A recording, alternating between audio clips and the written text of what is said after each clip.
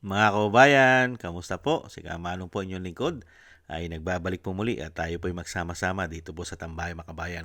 At sana po nasa maayos po kayong kalagayan. Magumpisa na po tayo. Komentuhan po natin. Ito pong ating mga ex-marine. Nakatatapos lang po magpahayag ng katotohanan sa Blue Ribbon Committee sa Senado. Ay napaiyak po sila. Napaiyak po ang miyembro po ng Marines dahil po sa mga akusasyon na ibinibintang po sa kanila na sila raw po ay nabayaran ng milyon-milyon. Pakinggan po natin, panoorin ang kaganapan po sa Senado at kung paano po napaluha ang ating pong bayani na soldiers. Ito po siya.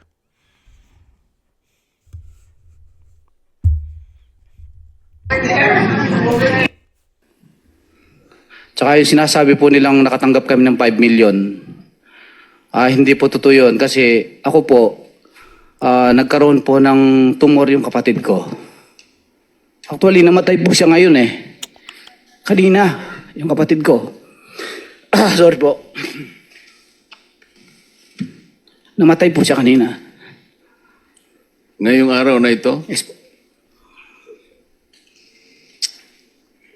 kasi ang nangyari, Tony Baligod, nung itong inyong pinagsama-samang salaysay ay lumabas na nga. Kung may pera po ako, naipagumot ko na po yun.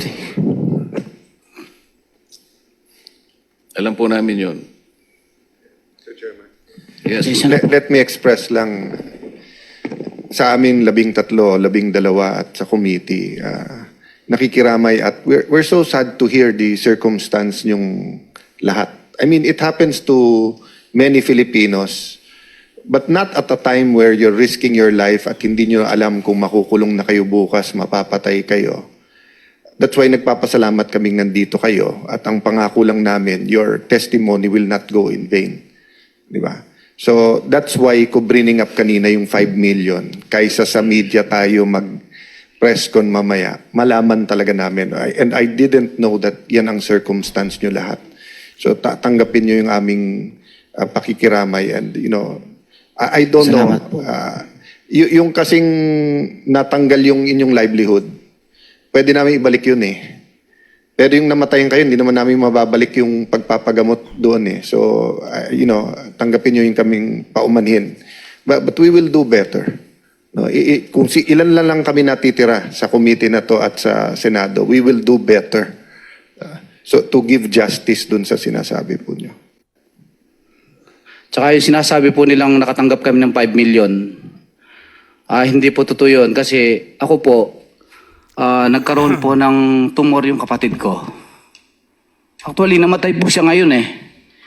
Yung nakakalungkot po, namatay po no mismong araw na yon. Yung isa po sa pamilya ng ating pong bayani, ang ating pong soldiers. Pero ibinabagsak po ang kredibilidad ng ating pong mga soldiers. At yan po mismo ay galing pa sa sinasabing NBI na yan po ay pinahayag po nila. At ang ibinibintang po nila na nag-bribery at nanuhol o nagbigay ng pera ay ang dati daw pong congressman na si Mike Defensor. Nakita nyo po? Kaya nga po nakakalungkot. Kung sino po yung naglingkod po at hindi po walang issue po ng pagnanakaw. Walang issue ng pagnanakaw itong mga soldiers. Nagamit po ito ng mga politikong magnanakaw. Ni hindi nga nagsiyaman, ni hindi nga sila yumaman sa kanilang pagdi-deliver ng mali-malitang pera. Sa kabila na sila ay nagdi-deliver ng isang damukal na pera, bilyon-bilyon, pero hindi po sila yumaman. Hindi sila nagkamal ng salapi. Pero ayaw paniwalaan ng gobyerno ng binagoong Pilipinas. Kahit po ng mga departamento katulad ng NBI, Ombudsman, DOJ. Di po ba? Ayaw paniwalaan po ang ating pong magigiting na mga sundalo, ang ating mga Marines. Ayaw nilang paniwalaan. Mas pinaniniwalaan po nila at pinoprotektahan ang mga magnanakaw na sindikato na sa ating bansa. Hindi po ba? Unfair. Pero pagka sila kukuha ng ebidensya, kukuha ng testigo, Kailangan daw nating paniwalaan saan galing ang kanilang mga testigo. Sa kulungan. Convicted pa ng kidnap o ransom.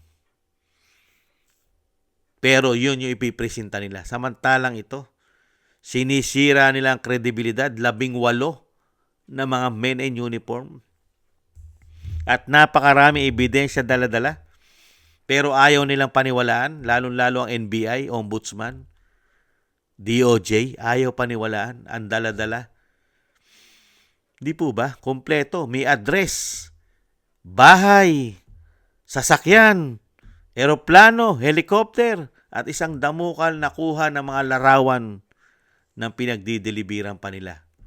Pero wala po itong kwenta sa ating pamahalaan ngayon. Bagkus sinisiraan pa at binabagsak pa ang kredibilidad ng mga sundalo natin.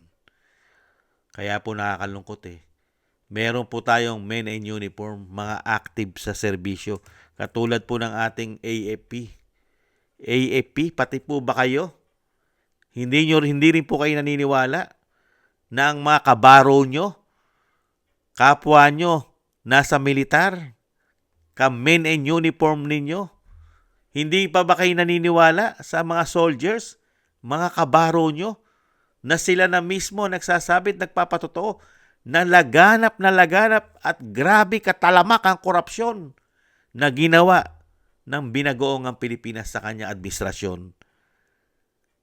Nananatili pa rin kayong tulog at wala pa rin kayong katiwa-tiwala kahit mismo na ang mga kabaro ninyo ang nagpapatotoo ng malawak ang korupsyong ginawa ng mga politiko na magnanakaw sa ating bansa.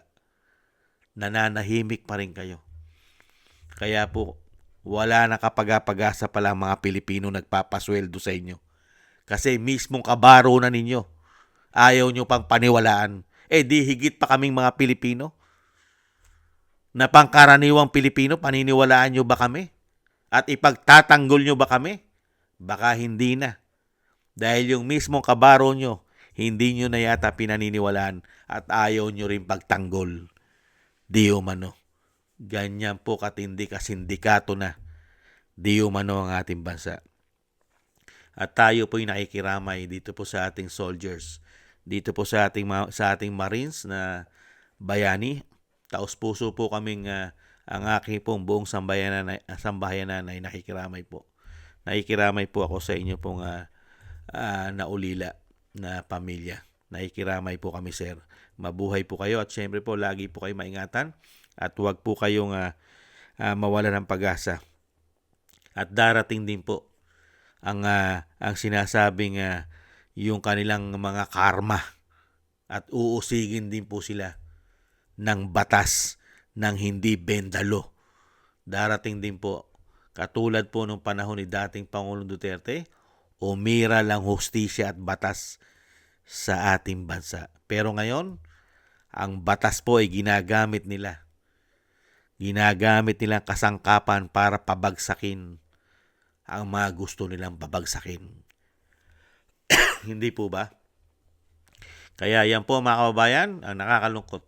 Kung sino pa yung nagpapakabayani, handang ibuhos ang buhay at sarili nila, pero siya pang pilit pong sinisiraan at tinatanggalan ng dangal ng mga hayop na nagpakahayop at nagpakademonyo dahil sa kapangyarihan at pera sa ating gobyerno. Unbelievable. Yan po mga kababayan. Maraming salamat po sa inyo po at siyempre po lagi po natin na isama sa ating mga dasal na maingatan po ang ating po mga men in uniform.